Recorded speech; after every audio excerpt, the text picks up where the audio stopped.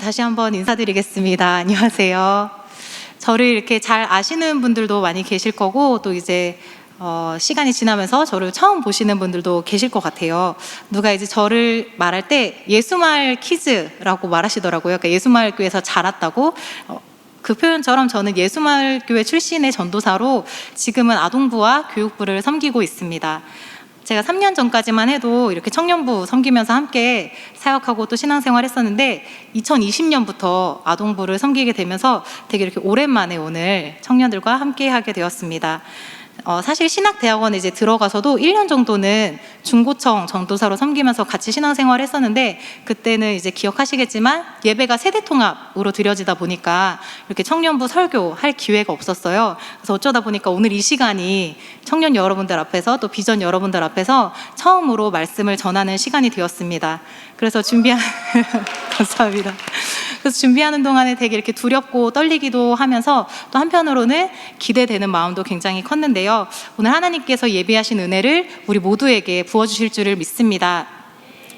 오늘은 특별히 또 맥주 감사 주일입니다. 하나님께서 애굽에서 노예로 고통받던 이스라엘 백성들을 구해주시고 약속의 땅 가나안으로 인도해 주셨습니다. 그리고 그 땅에서 농사를 짓고 처음으로 수확한 것에 대해서 감사하면서 하나님께 예배드린 것이 맥주절인데요. 그리고 우리나라에서도 6월경에 보리를 추수한다고 해요. 그래서 보리를 추수하고 나서 감사의 예배를 드린 것이 맥주 감사절의 기원이 되었는데, 오늘을 살아가는 우리들은 7월 첫 주일 맥주 감사 주일을 지키면서 지난 1월부터 6월까지 상반기 동안 지켜주시고 또 동행해 주시고 함께 해주신 하나님께 감사하면서 또 앞으로도 우리의 삶을 맡겨드리는 그런 시간이 되기를 소망합니다.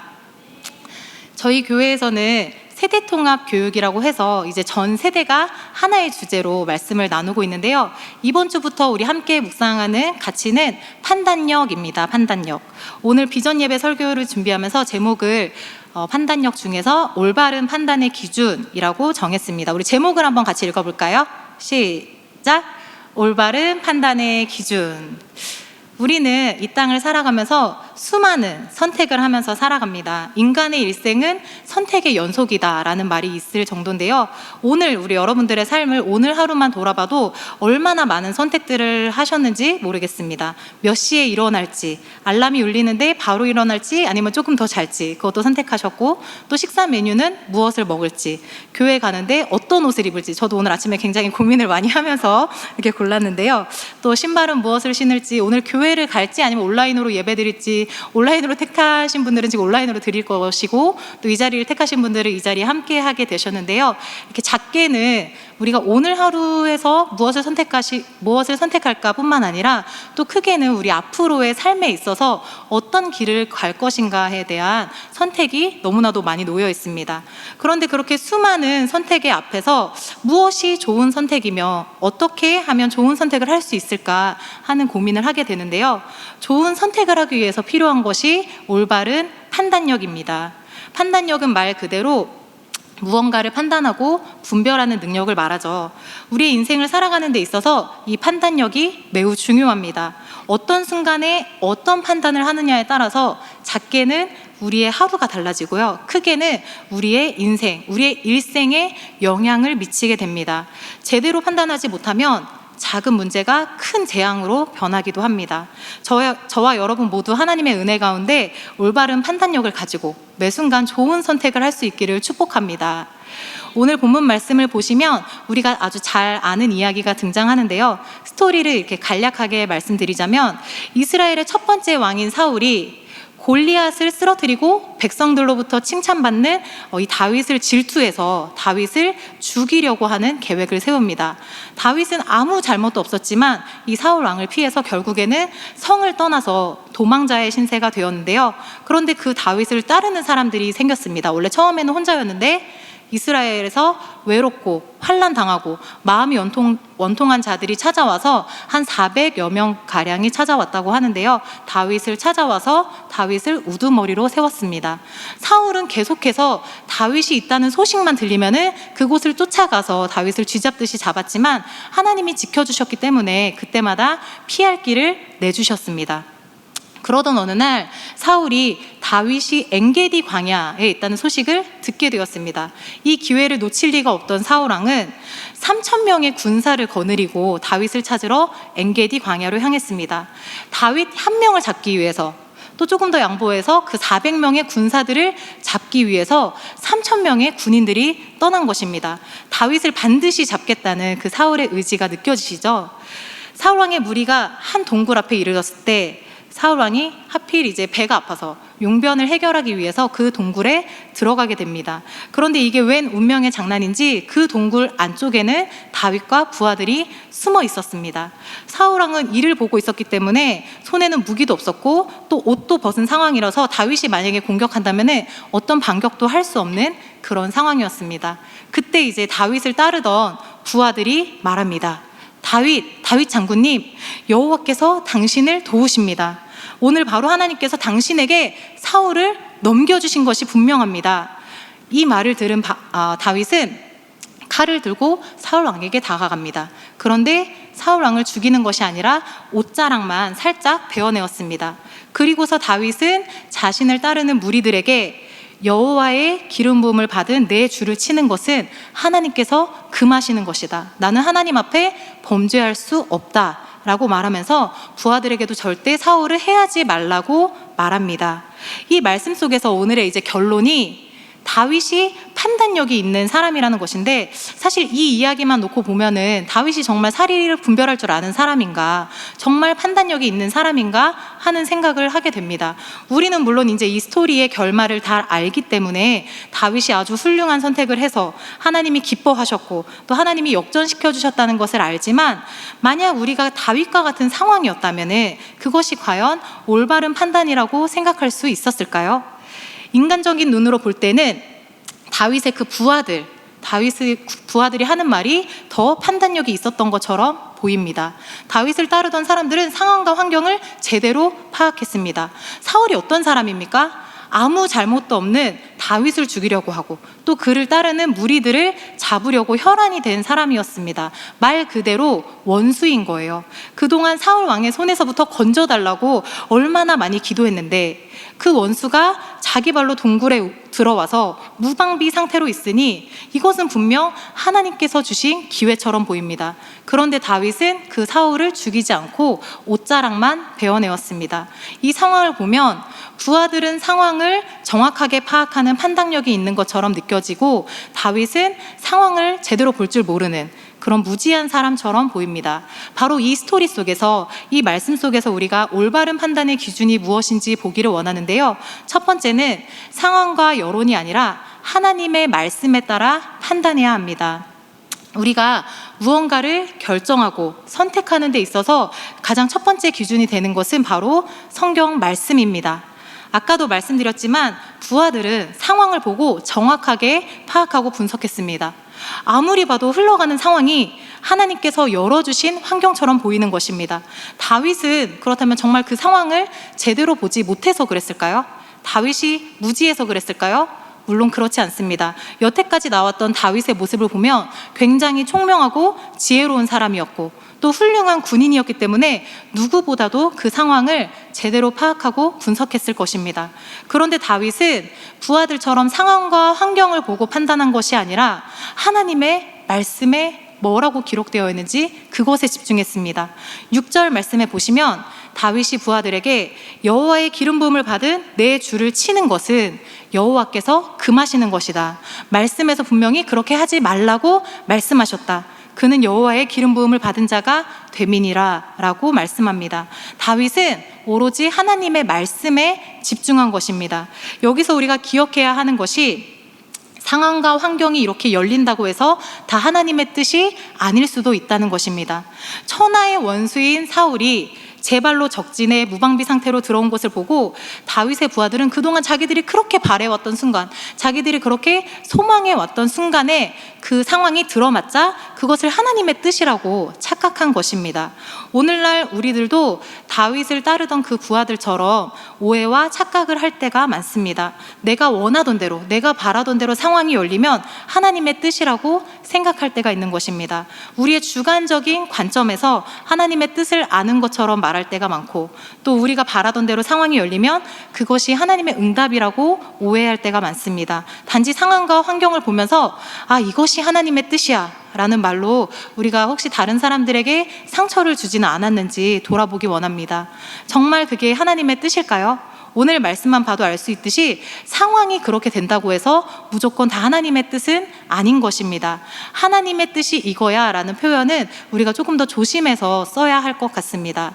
다윗은 또한 이 상황에 신경 쓰지 않은 것이 아니라 여론에 신경 쓰지 않고 하나님의 말씀에 주목했습니다.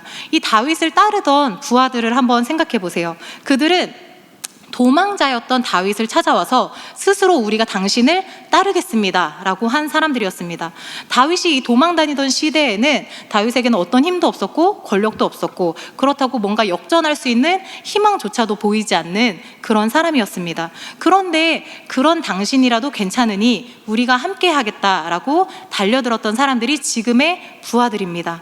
자신들의 목숨까지 위험할 수 있는 그 상황에서 다윗과 함께 하겠다고 했던 그런 부하들입니다. 그런데 그런 그들이, 자신을 믿어주고 자신을 따라주었던 그들이 지금이 하나님이 주신 절호의 기회라고 말하고 있습니다. 그 사람들이 말할 때 혹시 이거 하나님의 뜻이 아닐까요? 이 정도로 말하는 것이 아니라, 여호와께서 당신에게 이르시기를 내가 원수를 내 손에 넘기리니 너 생각에 좋을 대로 그에게 행하라 하시지 않았습니까? 이것이 바로 그날입니다 라고 강하게 촉구한 것입니다. 대중의 여론이 다윗에게 사울을 죽이라고 말하고 있는 상황인 거예요. 이 상황에서 다윗이 여론을 무시한 채 자신의 뜻대로 행한다면 다윗은 그 지지자들, 그 부하들을 잃을 수도 있는 상황이었습니다. 뿐만 아니라 더 심각해지면 그 지지자들이 반대파가 되어서 역으로 다윗을 공격할 수도 있는 상황이었습니다. 팬이 안티가 되면 더 무섭다는 말이 있는 것처럼 그 사람들은 다윗에 대해서 누구보다 잘 알기 때문에 그것을 이용해서 다윗을 무너뜨릴 수도 있는 것이었습니다. 그럼에도 불구하고 다윗은 여론이 아니라 하나님의 말씀에 주목했습니다. 제가 지금 여론이 중요하지 않다고 말씀드리는 것이 결코 아닙니다.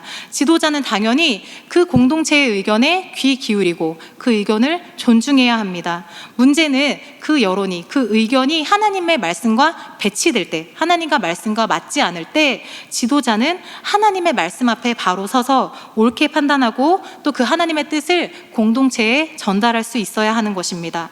다윗은 환난당한 자들, 빚진 자들, 마음이 원통한 자들이 찾아왔을 때 그들을 외면하지 않고 그들의 아픔을 보듬어주고 공동체 생활에서 함께할 수 있도록 해주었습니다. 그만큼 다윗은 공동체의 의견과 민심을 중요하게 생각했지만 그것보다도 가장 우선은 하나님의 말씀이었던 것입니다.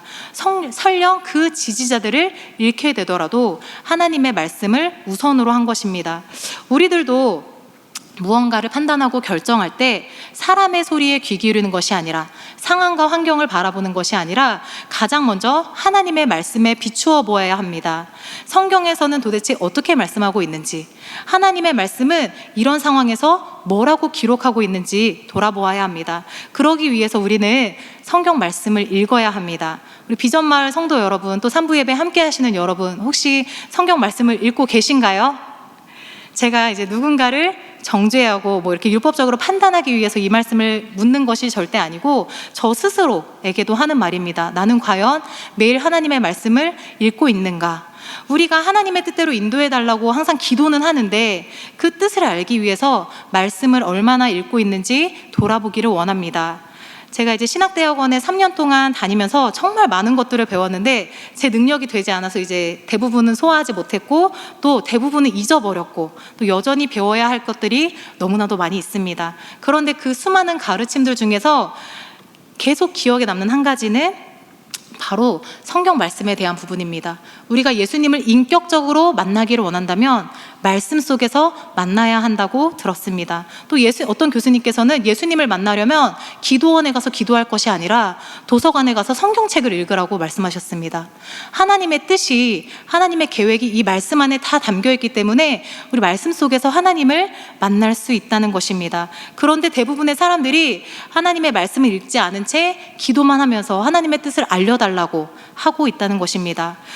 중세시대에 종교개혁이 일어났는데 그 당시에는 성경이 번역되어 있지 않아서 라틴어로 신부들만 읽을 수 있었습니다. 특히 신부들 중에서도 고위직에 있는 사람들만 미사 시간에 라틴어로 성경을 읽었다고 합니다. 그러면 이 자리에 함께한 성도들은, 회중들은 그것을 하나도 알아듣지도 못한 채 그 자리에 예배하고 있는 것이었습니다. 그 모습을 안타깝게 여겼던 마틴 루터가 성경을 독일어로 번역하면서 일반인들이 읽을 수 있게 하면서 일어난 것이 바로 종교개혁이 되었습니다.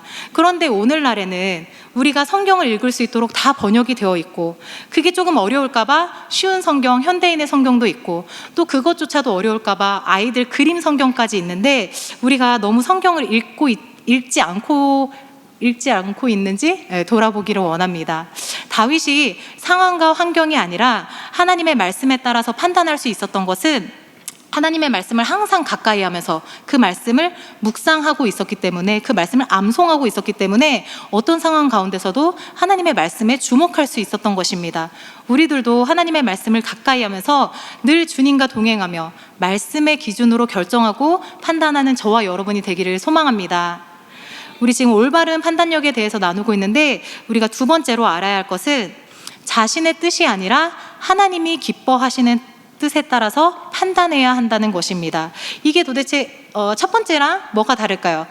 첫 번째에서는 하나님의 말씀에 기준을 두라고 했고, 두 번째는 하나님이 기뻐하시는 뜻에 기준을 두라고 했는데, 비슷해 보이지만 제가 여기서 말씀드리고 싶은 것은 성경에 기록되어 있지 않는 부분들에 대한 것입니다. 성경에 정확하게 기록되어 있지 않는 부분들 말입니다. 어떤 사람들이 그렇게 물어요. 이 문제와 궁금증은 성경에 기록되어 있지 않은데 그렇다면 어떻게 해야 할까요? 성경에 기록되어 있지 않으니까 우리가 알아서 결정하면 될까요? 하는 질문들을 하게 됩니다. 저도 그런 생각을 할 때가 있는데요. 아무리 이렇게 말씀을 찾아봐도 이 부분에 대해서는 명확하게 알려주시지 않았는데, 그럴 때는 어떻게 해야 하는 것인가 말입니다. 그때 우리는 우리 마음의 동기를 살펴보아야 합니다. 다윗에 대한 이야기를 지금 드렸는데, 우리 이번에는 사울왕을 한번 보기를 원합니다. 사울은 하나님이 기름 부으셔서 세우신 이스라엘의 왕이었습니다. 여러 전쟁에서 이스라엘 백성들이 이끌고 승리할 만큼 능력 있고 유능한 왕이었어요. 그런데 사울은 여러 번 하나님의 뜻이 아니라 자신의 뜻에 따라서 판단했고, 그래서 결국에는 하나님께 버림받게 되었습니다. 먼저는 사무엘상 13장에 보시면 이스라엘 백성이 당시 최대의 적인 블레셋과의 전쟁을 앞두고 있는 상황이었습니다. 조금만 있으면 전쟁이 곧 일어날 것 같았습니다. 사울은 군대를 모집하고 예배를 드리기 위해서 사무엘을 기다리고 있었습니다. 그런데 이 사무엘 선지자가 일주일 있다가 오겠다고 했는데 정한 기간이 돼도 오지 않고, 사무엘이 오지 않는 동안 지체되니까 백성들이 하나둘씩 흩어지고 있는 상황이었습니다. 사울은 그때 마음이 급해져서 사무엘 선지자가 오지 않았는데 자기가 하나님 앞에 번제를 드렸습니다. 하나님의 뜻에 따라 판단한 것이 아니라 이 상황을 보고 또 백성들의 여론을 보면서 자기의 방식을 선택한 것입니다. 사울은 나름대로 이유가 있었어요. 약속한 시간에 오지 않았으니까 그렇게 했다라는 이유가 있었기 때문에 변명했지만, 사무엘은 단호하게 말했습니다. 하나님께서 사울을 버리시고 하나님 마음에 맞는 사람을 새로운 왕으로 세우실 것이라고 말입니다. 이뿐만 아니라 사울은 사무엘상 15장에서 아말렉과 전투를 합니다. 이 전쟁에 앞서서 사무엘이 하나님의 뜻을 사울에게 전했는데요, 아말렉을 쳐서 그들의 모든 소유를 남기지 말고 다 진멸하라고 하셨습니다. 하나님은 이스라엘 백성이 출애굽할 당시에 아말렉이 이스라엘을 방해한 일로 그 민족을 진멸하려고 하셨고, 그래서 그 분명한 메시지를 사울에게 전하셨습니다. 그런데 사울은 아말렉과의 전투에서 승리한 후에 그 왕 아각을 살려두었고, 또 그 나라의 가축들 중에서 가치 없고 하찮은 것들만 진멸하고 좋은 것은 다 남겨두었습니다. 이 일로 인해서 사무엘이 사울을 책망하자 사울은 그 좋은 것들로 하나님께 예배드리려고 했다라고 변명합니다. 하지만 사무엘은 순종이 제사보다 낫다라고 말하면서 왕이 하나님의 말씀을 순종하지 않았기 때문에, 하나님의 뜻에 따르지 않았기 때문에 하나님께서도 당신을 버렸다고 말합니다. 이번에도 사울은 하나님의 뜻에 따라서 판단한 것이 아니라 자신이 생각할 때 좋은 대로 판단했습니다. 오늘 본문의 말씀도 마찬가지입니다. 사울 왕이 다윗을 죽이려고 합니다. 왜 죽이려고 했을까요? 다윗이 자신에게 반역을 일으키려고 한다는 잘못된 소식을 듣고, 근데 사울은 이미 판단력이 흐려져 있었기 때문에 영적 무지함으로 인해서 잘못된 판단을 하게 된 것입니다.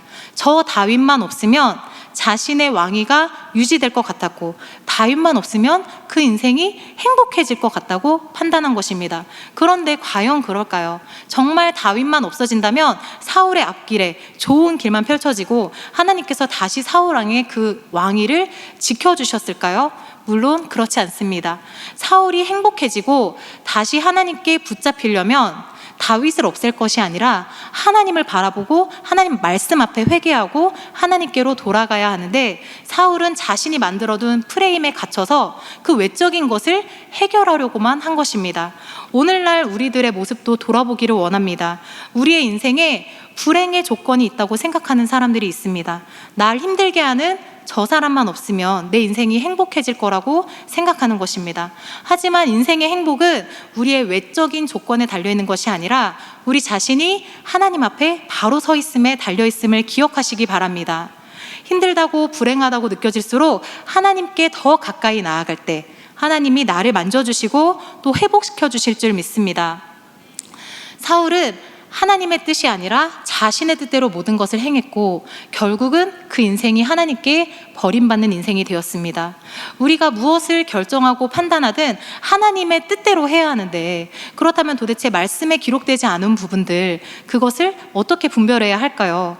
우리 마음의 동기를 돌아보아야 합니다. 지금 하는 말씀 제가 이제 예를 들어서 말씀드릴 텐데 조금 민감한 부분일 수도 있지만 혹시 제 말이 마음에 걸리시는 분들은 미리 죄송하다는 말씀을 드리겠습니다. 단적인 예로 기독교인이 술을 마셔도 되나요? 이런 질문들을 하게 되잖아요. 그러면 성경에 분명하게 너 술 마시면 지옥 가 라고 기록되어 있지 않습니다. 그래서 어떤 사람들은 술을 마셔도 괜찮다라고 말합니다. 그런데 우리가 무슨 행동을 결정할 때 있어서 구원받고 못 받고 그것만 기준이 되는 것이 아닙니다. 우리의 기준이 되는 것은 구원받고 못 받고도 기준이 되지만 이것이 주님을 기쁘시게 하는 것인가? 그것이 중요한 기준입니다. 에베소서 5장 10절 말씀에 보면 주를 기쁘시게 할 것이 무엇인가 시험하여 보라 라고 말씀합니다. 뿐만 아니라 로마서 12장 2절 말씀에 너희는 이 세대를 본받지 말고 오직 마음을 새롭게 함으로 변화를 받아 하나님의 선하시고 기뻐하시고 온전하신 뜻이 무엇인지 분별하도록 하라 라고 말씀합니다. 우리의 말과 어떤 행동을 결정하는 데 있어서, 판단하는 데 있어서 기준은 하나님이 무엇을 기뻐하시는가, 하나님의 뜻이 무엇인가 생각해야 하는 것입니다. 더 나아가서 예수님이라면 어떻게 하셨을까? 그것이 우리의 행동의 기준이 되어야 합니다. 그렇다면 하나님의 뜻이 무엇인지 어떻게 할까요? 주관적이죠. 네, 정답이 없습니다. 그런데 하나님께서는 우리 마음에 양심이라는 것을 주셨습니다. 이 양심으로 인하여서 우리가 조금 더 생각하고 묵상해 보면 이것이 하나님이 기뻐하시는 것인지 아니면 내 육체의 욕심인 것인지 분별할 수 있는 것입니다. 잠언 21장 2절 말씀에 사람의 행위가 자기 보기에는 모두 정직하여도 여호와는 마음을 감찰하신다라고 말씀합니다. 하나님은 우리의 마음을 보십니다. 우리가 무슨 일을 결정할 때, 어떤 행동을 할 때 우리 마음의 동기를 살펴야 하는 것입니다. 제가 술을 예로 들었지만 우리 젊은 세대들의 삶의 모든 부분에서 마찬가지입니다. 우리 주일에 예배를 드리는데 교회에 와서 드려야 할까요? 온라인으로 드려야 할까요? 그 부분에 대해서 성경에 나와 있지 않습니다. 그런데 예수님이라면 어떻게 하셨을까? 하나님이 무엇을 기뻐하실까? 돌아보기 원합니다.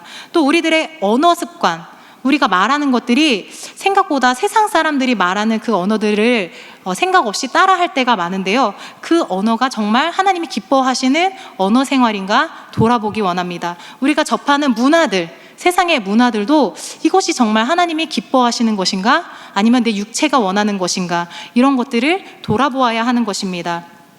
또한 우리가 인생에서 추구하는 그 가치관, 그것이 혹시 세상이 말하는 물질 만능주의는 아닌지, 세상이 말하는 외모 지상주의가 어느덧 내 안에 자리 잡고 있지는 않은지 돌아보기 원합니다. 왜냐하면요, 주님은 열매로 그들을 안다고 분명히 말씀하셨기 때문입니다.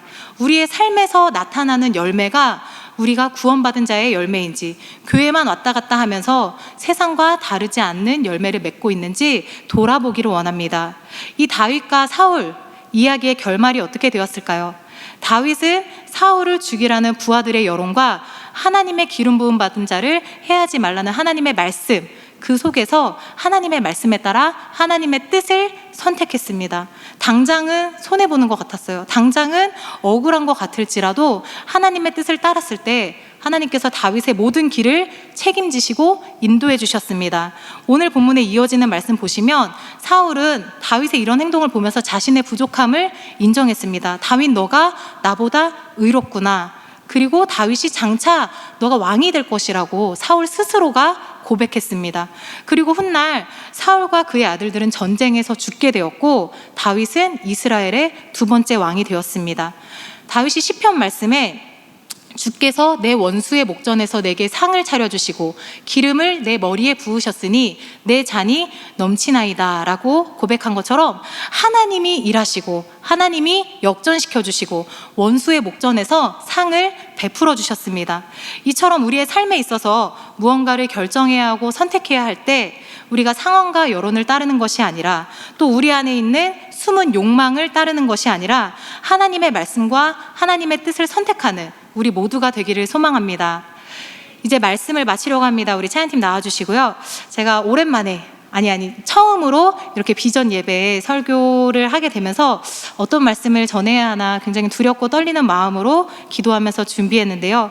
사실 제가 이제 언제 다시 이 자리에 설 수 있을지 모르잖아요. 이 시간이 처음이자 마지막이 될 수도 있다라는 마음으로 말씀을 준비했는데, 그래서 나와 같이 청년의 시간을 보내고 있는 이 사랑하는 젊은이들에게, 또 내가 지나온 시간들을 보내고 있는 사랑하는 청년들에게 하나님이 어떤 말씀을 하기를 원하실까 생각했습니다.